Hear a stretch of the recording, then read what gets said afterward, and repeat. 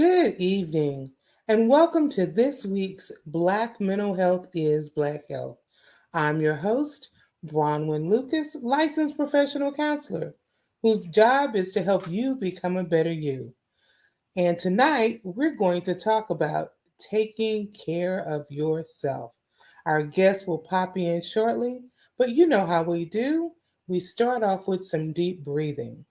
For those who have never been here before, let me tell you how we do it. I'm going to count slowly to four, and as I do, you'll breathe in. Then I'll count slowly to four again, and you'll breathe out. We'll do this for about 3 times just to give you a moment to woosah. So let's get started. Breathe in, 2, 3, 4. Out, 2, 3, 4. In, 2, 3, 4.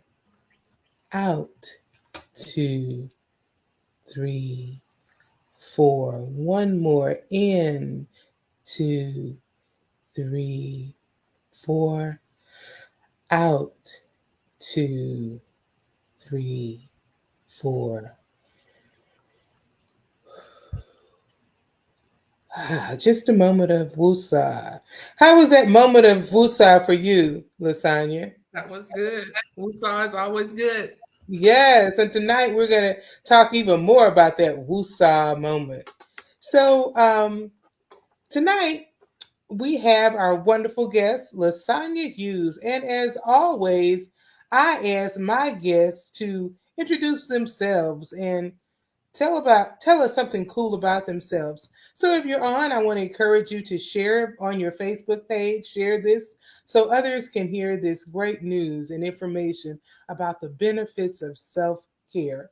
So Lasagna, tell us something about yourself. We know your name. I see all these letters behind your names, LVN, MSHA. I don't even know what MSHA is. So tell us about yourself and about all these wonderful credentials you have. Um, so, of course, my name is LaSonya Hughes. I've been at LVN, I'm just going to say 30 plus years.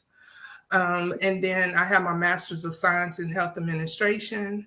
Um, and pretty much that's what all that alphabet soup means, which is nothing. Look, I had to add something because I saw your stuff over here. Girl, it's just some ABCs and one, two, Look, three. You know? yeah, so I was gonna put LaSagne, but I'm like, hold on, maybe I should add a little bit more. That's right. Um, Let everybody know you have ABCs and one, two, threes too. yeah, 1, 2, 3 is two. But I would say the coolest thing about me is even though I've been a nurse for such a long time and I believe in the scientific, medicinal pieces of medicine that I love natural health. So when we talk about herbs and aromatherapy and different things like that, it speaks to a lot of things you can help just by doing that. Some natural stuff that God already provided for us. Mm-hmm. Eating, different foods that you eat. So I really like that, even though I have that background. So I use both of them a lot, but I do kind of lean more toward the natural, but at least I know about scientifically, okay, this is what we probably need to do. Awesome. And when you think about what we're talking about tonight, self-care, and knowing the natural, that there are so many things that we can do to take care of ourselves physically and emotionally that are just natural, God-given things that are out there. So awesome. I think we'll add that to what we're talking about because what you put in the body definitely affects your mental health as well. We forget that. I think sometimes that even what we eat can impact our Yes, mental health. If you're yes, eating a diet of just unhealthy food, your body feels bad and it's impacting the cells in your body, but it's also impacting those cells in your brain. exactly. And we need to know that. So I'll let you start. How do you define self care? Well, I just define self care as anything that you do that is going to put yourself in optimal well-being, from physical, spiritual, mental. Um, so that's what self-care, and whatever that means, to get you in that spot of all is well, your woo-saw moment. Mm-hmm. That's self-care. And I like to sometimes give the definition from different mental health sources. And National Institute of Mental Health, NIMH, says self care means taking the time to do things that help you live well and improve both your physical and mental health. When it comes to your mental health, self care can help you manage stress, lower risk of illness, and increase your energy. What would you say about that Uh, definition? no, I would say that that speaks to it perfectly. And it's so important that it is our physical and mental. We so often, I always say that we can't separate physical and mental health, because when you impact one, you impact the other. If Right. something happens to you, but the example I give, if you are physically ill, after a while it impact, and you stay physically ill long enough, or it can long enough for you, maybe a day or two, it can impact your mental well-being, because you're sick and tired of being sick, Exactly. or you just feel bad physically and emotionally, it takes a drain on you. And the other is true. Persons, for example, who are depressed over a period of time, some overeat, some undereat, some sleep too much, sleep too little, and doing any of those can have a negative impact on your physical health. Right. So it's the same with self-care. It impacts both. So let's dive into it. We hear I just had this conversation with someone today. It's like, yeah, women have more of an issue with self care than men. And she was saying her husband, he's good about taking care of things about the home, but he's going to take care of himself. His thing is, she says there's going to be another package delivered to this house because he bought something he wanted and needed. But he takes care of himself in addition to being able to be there, giving her a break when she asks for it. But she's busy doing everything. Mhm. So, why do you think it's hard for women to practice self care? I think we're nurturers. I think we're natural givers. And I think that's why. I mean, most women, when you even talk about self care, I think they can even feel guilty. It's like, I got to take care of everybody else versus you're very important, because if you don't take care of yourself, it's very hard for you to pour out and give to others. And I just think we neglect that. But I also think sometimes you're supposed to have someone in your life to help remind you of this, to help encourage you to Mm, don't forget about taking care of yourself. mm-hmm. So, what do you do when you think about women? Again, just in this, and I like what you said, that we're nurturers. So I gotta go take care of everybody else. I'll throw this out early in the conversation. I always say, when it comes to self care, if you've ever been on a plane, they tell you, if the air mask falls down, you put the mask on yourself First. first, Yeah, then on the person you're taking care of. And then I follow up with the question, why is that? Some people have an answer right away. Others are looking at me, I never thought about it. Why? Well, the answer is simply this: you put the mask on your face and take care of you so you can take care of the other exactly. person. Because if you and the other person are out, those who are coming to rescue or do whatever, they don't know the special needs of the other person. They don't know that that person has any special needs. It may not be something that's apparent. So you've got to take care of you in order to take care of someone else. You are better off when you take care of yourself. You're better off to help others. Hmm. Um, how does that fit though, being a mom? You can say that. That sounds nice and good. And I know you're a mom, even though your children are adults. How does self care fit with being a mom? I mean, so I'm gonna go back to your analogy Mm-hmm. of the oxygen mask falling. Specifically, they say if you have a child with you, Mm-hmm. you put the mask on first before you put it on your child, and it's for that very reason that you're speaking of. if something happens to you because you put it on them first, they can't take care of you. They're dependent on you. So, but to put it on your child first is like a natural instinct. That's Mm-hmm. what most parents would do, and especially mothers. You're going to take care of your child first. So, with that being said, we all need to think about, which we don't. I mean, of course, I had to learn it as well. We normally take care of the children, take care of your husband, your spouses, or whoever you're responsible for, and you're always that last one. Caregivers, especially if they're females, they always take care of the person that they're caring for, and then that's when you worry about caregiver burnout, stuff that happens Mm-hmm. because of the self care. Um, so going back to that analogy, why is it important? Because I can't give what I don't have. Yes. Now, if I deplete myself, I have nothing to give, and you will deplete yourself. Mm-hmm. And you can say, okay, physically you can be tired, but as moms, you can get depressed.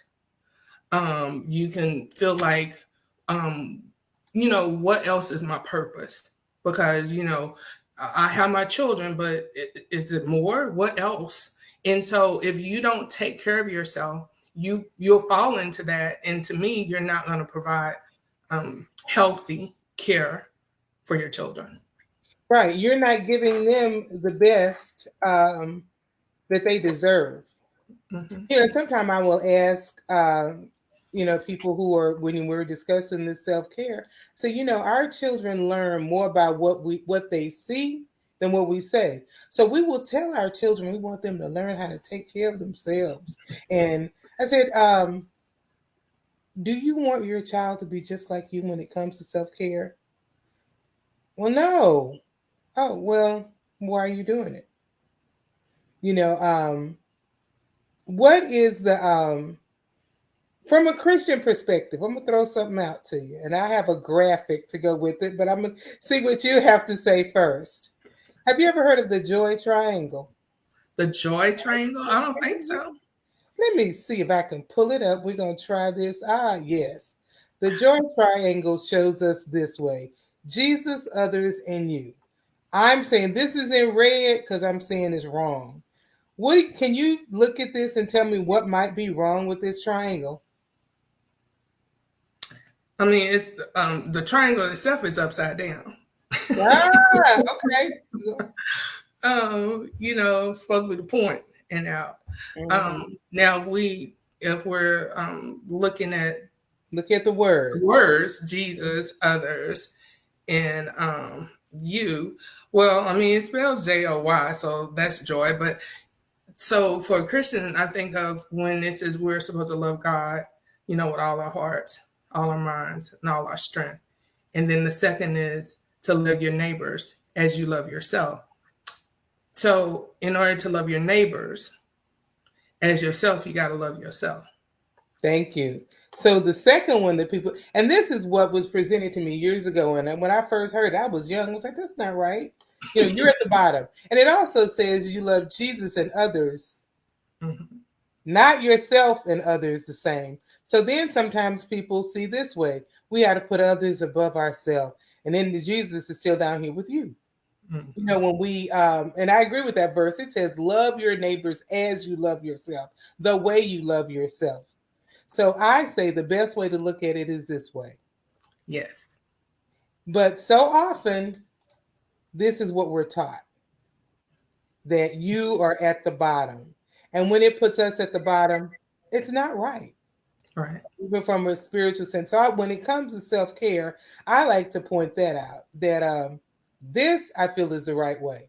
So I just wanted to throw that in, because That so was often good. we're taught in a Christian perspective that we should be at the bottom. That's not what that verse said. And then we use that verse. I'm like, okay, you don't see the same thing I see. Mm-mm. So I I, like to point that out. yeah. And I like when, like I said, it says the first two commandments, and the second one is love your neighbor as yourself. Like we could have put a little subscript in there. It's like, love yourself. And then how you love yourself is how, or how Mhm. you want to be loved is how you're gonna love your neighbor. So it has that, but yeah, I think people miss that piece. Mhm. And that's why I say this to me is the right Yeah, way. it's You're better. equal. Yeah. Hmm. So I just wanted to throw that in. I like that, Bronwyn. All right. Now that we figured out what self care is, it's okay to care for yourself. You good.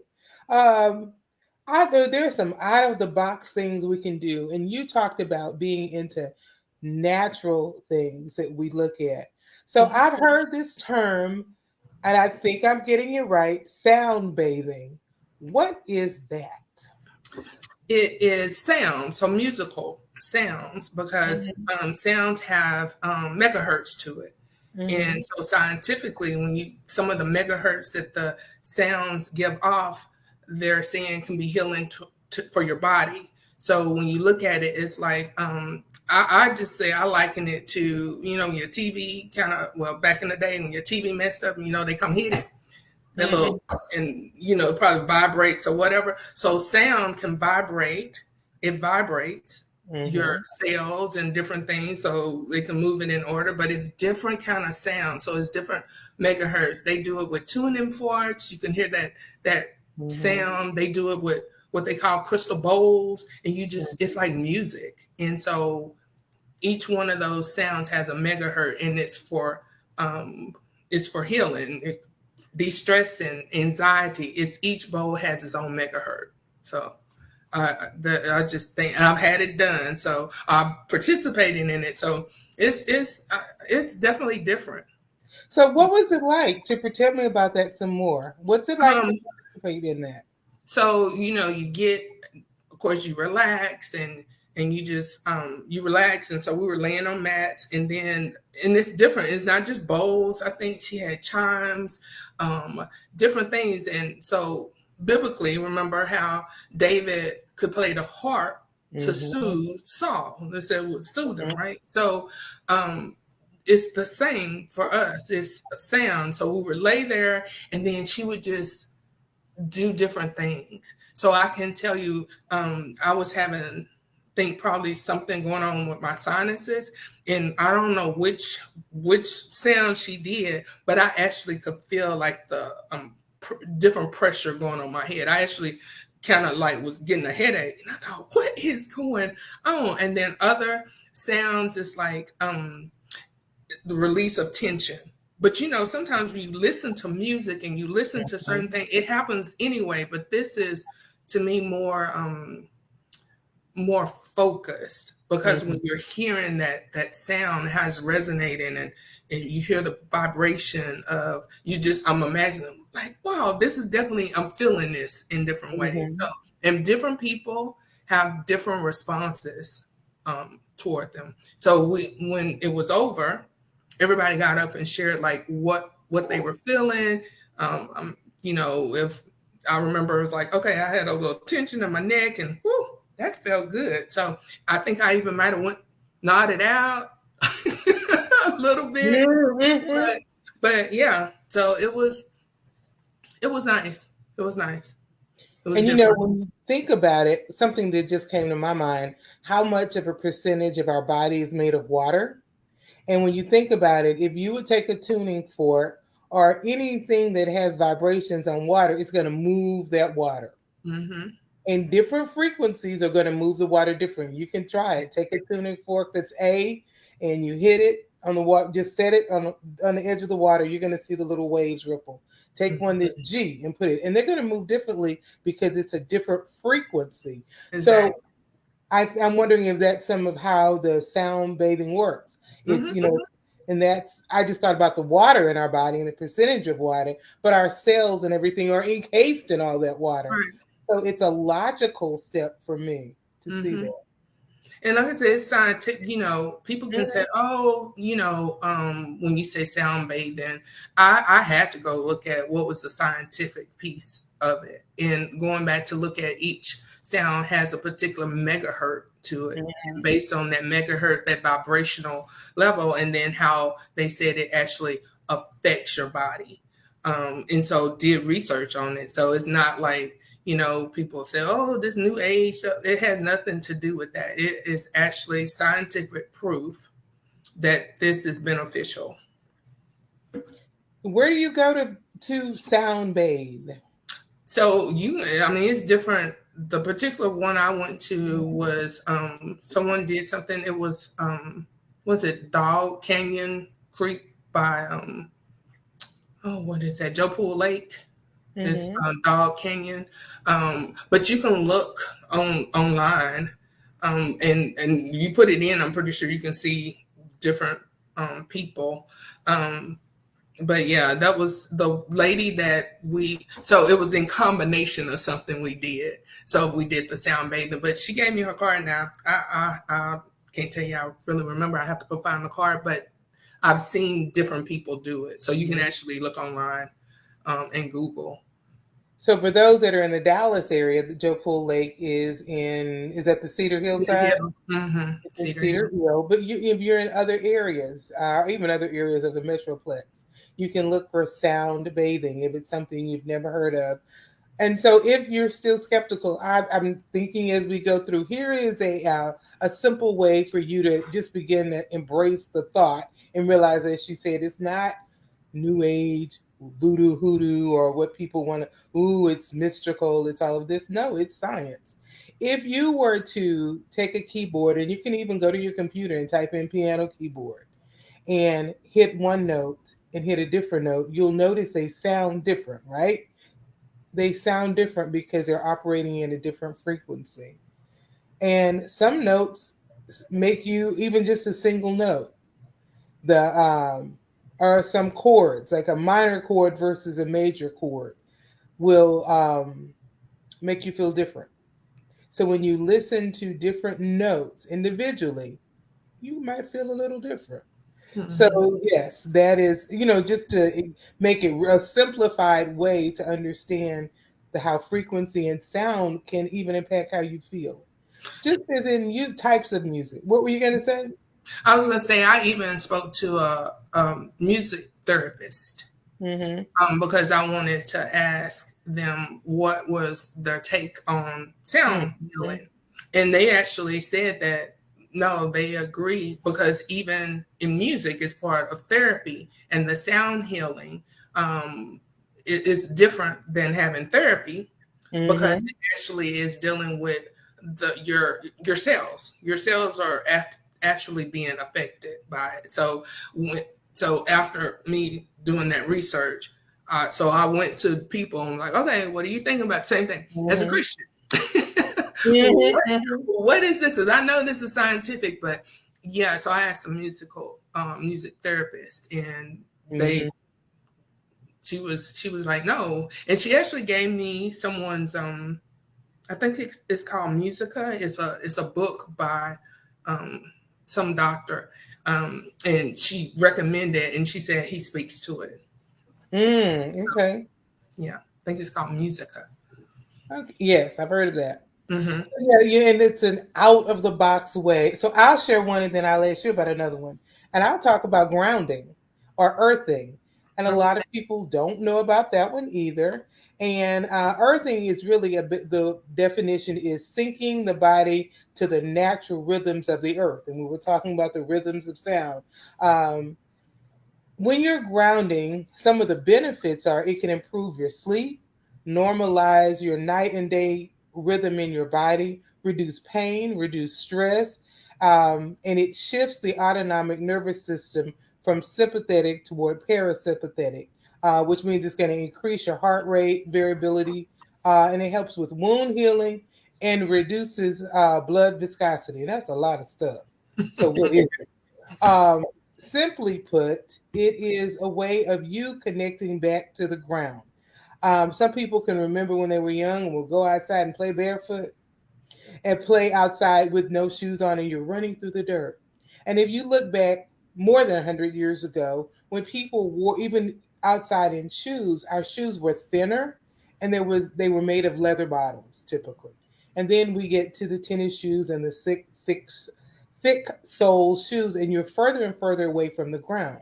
So if you're earthing or grounding, you literally are putting your feet. in the ground, and you can lay on the ground, and we'll talk about the mattresses and things later, but you put your feet in the ground and you're connecting with the dirt. You're allowing, as it said, the vibrations from the earth, just the natural, um, the nature, connect with your body. We don't connect with nature. And there are benefits from sitting in the sun. Not that we ain't trying to get no tan, but I mean just getting your vitamin D, and being outside. So one of the ways I do it is, I'll try to go sit outside a couple of days a week and literally just put my feet in the ground. I'm sitting in a chair. I ain't laying on the ground, too hard to get back up. But putting my feet in the ground and just sitting there. And that type of earthing, that aspect of it, now, if you can walk barefoot or even just sit there. When you're doing that, whether you're just walking barefoot or even just having your feet there, you're stopping what you're doing. And you can, if you just sit there and allow yourself to just be, you're disconnecting from the noise and clutter of the world, and you're just taking in the minerals. If you think about the words, there minerals and all of this that are in the dirt that you're going to get, and you're in connection with that, and you're connecting with all of that. But your mind slows down too when you just, even if you're just going to go walk in the woods or wherever you're going to walk. For me right now, I'll just go do loops in my backyard between clients to get me up and move because you're sitting so long. Or just sit outside for a moment with my feet in the grass. And when I'm doing that and earthing and purposely, I'm stopping everything I'm doing. And there is such a benefit from stopping. Yeah. And just say, okay, I'm gonna stop and turn the world off for a moment. I'm gonna be, in connection with the earth. It's part, even if you practice mindfulness, it's part of it. And we're gonna do a whole show on that, just that idea of mindfulness. But one of the things I personally found when I'm doing that, it is easier for me just to detach than if I'm going to sit inside and practice. I just need to kind of, meditate and be quiet. If I'm outside with my feet in the grass, it's a different connection. And I really think it has to do with me being connected to the earth. Mm-hmm. I don't know. What are your takes on earthing or grounding? I agree.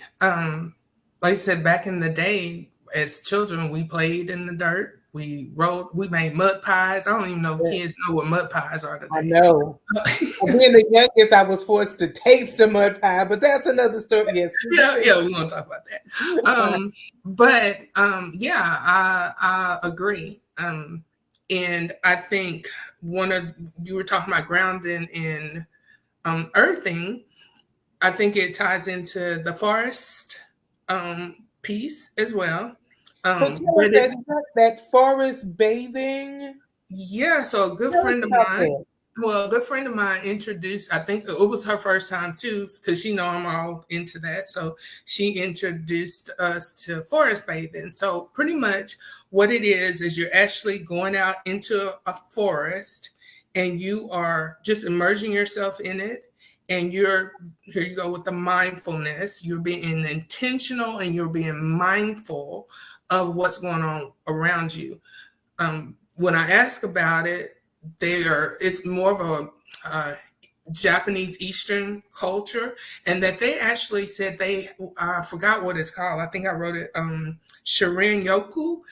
They have Hmm. gardens all in Japan, and the doctors actually write prescriptions for them to be able to do that. So they're just introducing this um, into the Western area. And it's not a whole lot of people doing it, but it's just going in and immersing yourself in the forest. So listening to the sounds, and it's engaging all five senses.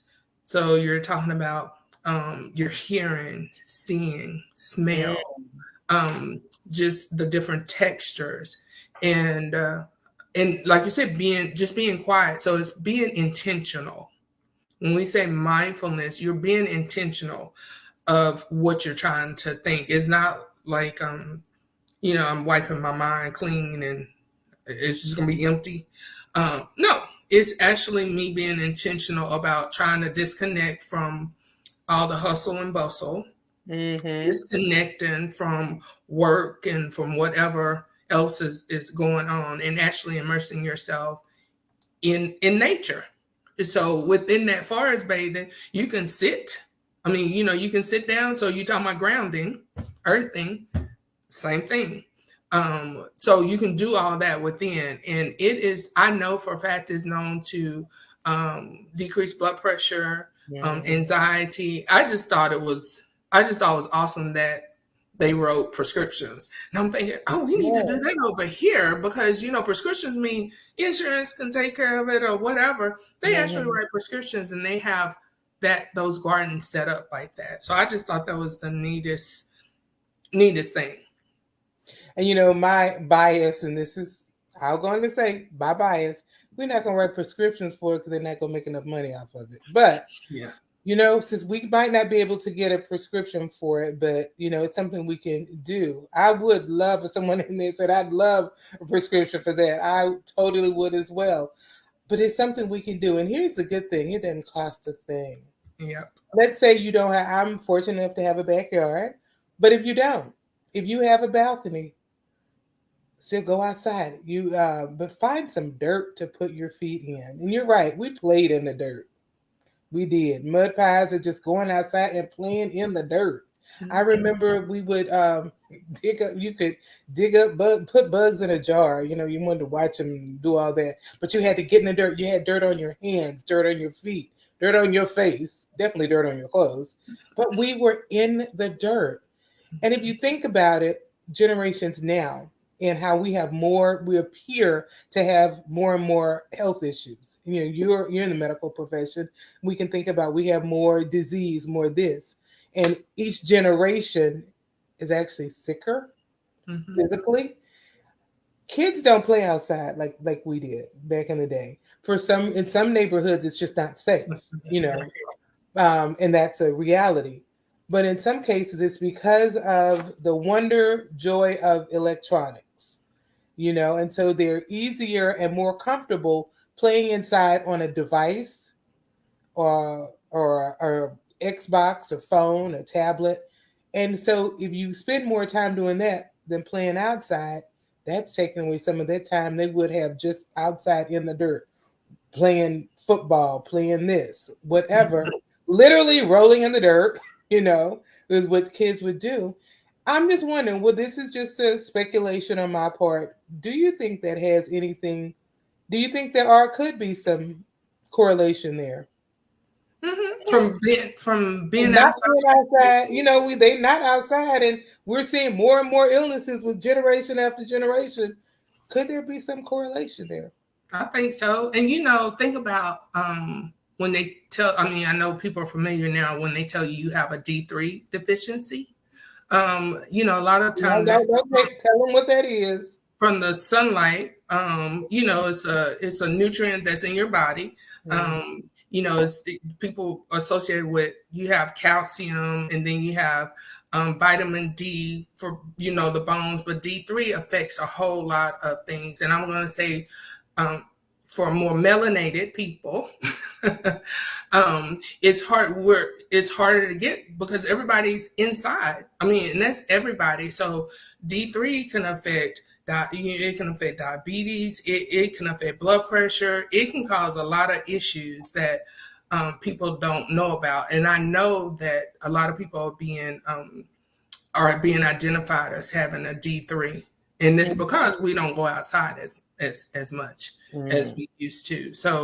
Um, so yeah, I mean, you have, and we hope to have clean air, but sometimes we don't. But just nice, being able to breathe in, being able to see the trees, being able to see the grass, the creation, um, and you see more even mental health now, mhm.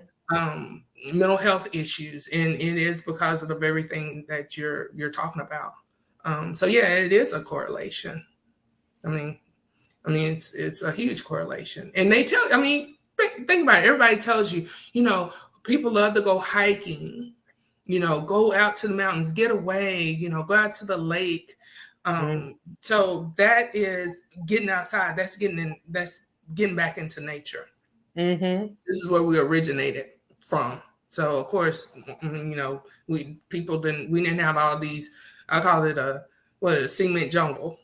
And now we have Mm-hmm. it Mm-hmm. cemented all the way around. You got lights and 5G and 2G and all kind of G's. So yeah, yeah, of course, I think it's a huge correlation. Mhm.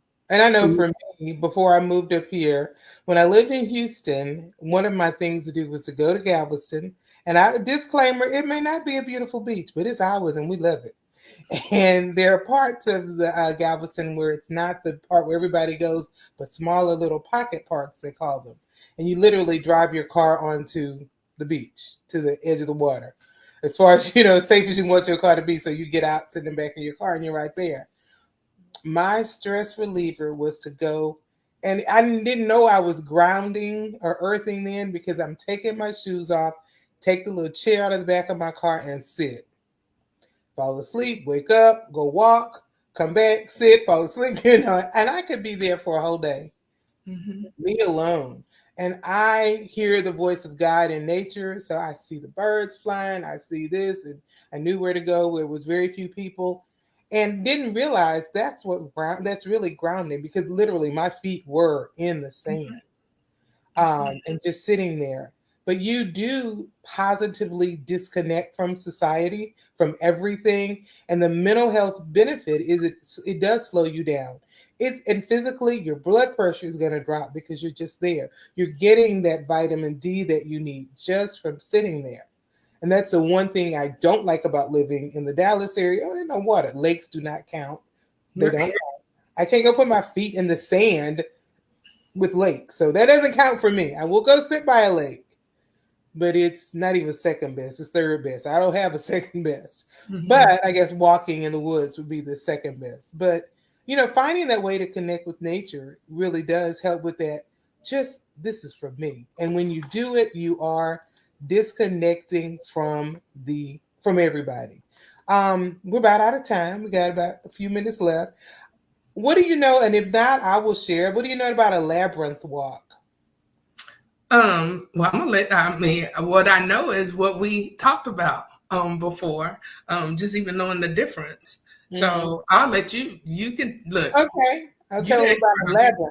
labyrinth. Some people, when they think of a labyrinth, they'll say, "Oh yeah, that's a maze." No, a maze is designed to confuse you. So you have to work your way in and out. With a labyrinth, there is one way in and one way out. A labyrinth walk is designed to help you focus, um, and think. And so the first time I went through a labyrinth walk, it was as a church leaders retreat. And we were told when you are walking in, so if you see one, it has little corners. You walk a while, there's a corner, you turn. So at every corner, you were instructed to stop and focus and move on. You might have a different thought, whatever you're doing. When you walked into the labyrinth, you were to walk with your hands down, like your palms just down. And the reason you were doing that, it was symbolic of letting go of everything you needed to release. And you stop. Sometimes you might want to pray at every corner or just think if you were focusing on one thing, you stop, you take in that thought and you walk. And when you get to the middle of the labyrinth, you were to stop and pray, stop and refocus, and then your hands were open.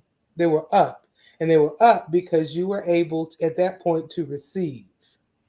And you would walk out and you do the same thing, stopping at every corner. But it's not like a maze where it's designed to confuse you, it is there to guide you.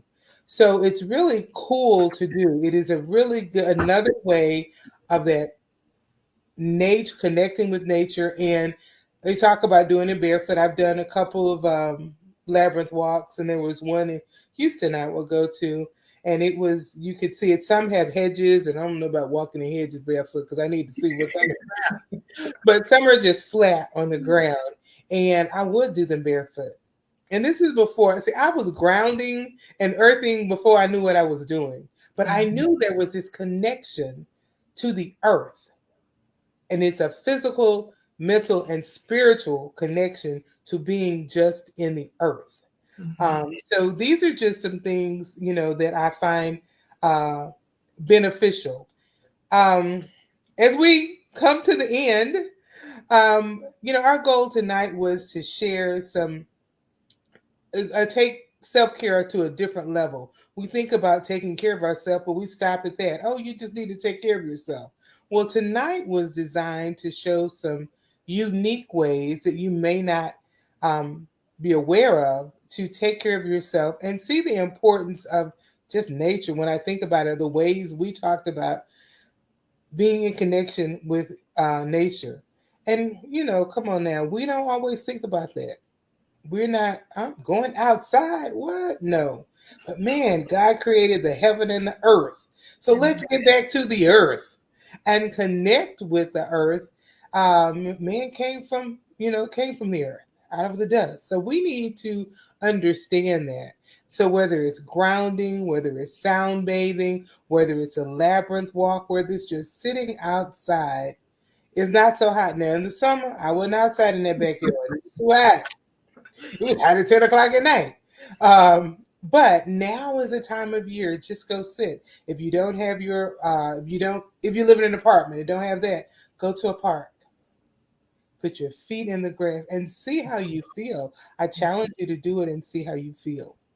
Um, I always end with a call to action, but before I do that, I'll ask LaSonya, do you have any other final comments about to encourage someone who says, that self care, all that stuff is good. I am a single mother. I don't have time for that. What word of encouragement could you give them? So, I'm pretty straightforward. I would say you need to make time. You need to make time. You're important. You're one of the most important things that your children have. And we're supposed to be, as parents, we teach. And as Bronwyn said earlier, we show by example. And like Bronwyn said, these are unique things. But I mean, if you just, a self-care can be, I'm going to take a moment, whether it's going to be 15 minutes, and I'm just going to sit down by myself in my room. And when my door is closed, give me 15 minutes. That's self-care. You have time to do that. So it's multiple things, something that you like to do. Even just say you wanted you know, you want a piece of gum, that something that you really wanted, and you thought, no, no, no. And if it's gonna make you feel better, as far as, you know what, I haven't treated myself, and I'm gonna eat this piece of gum. Just that piece, that's self care, doing something that is going to make you feel better because you're doing your job and you're doing it great, but you need a break, or you need to see how important you are. You are important enough to take some self-care, period. I love it. I love it.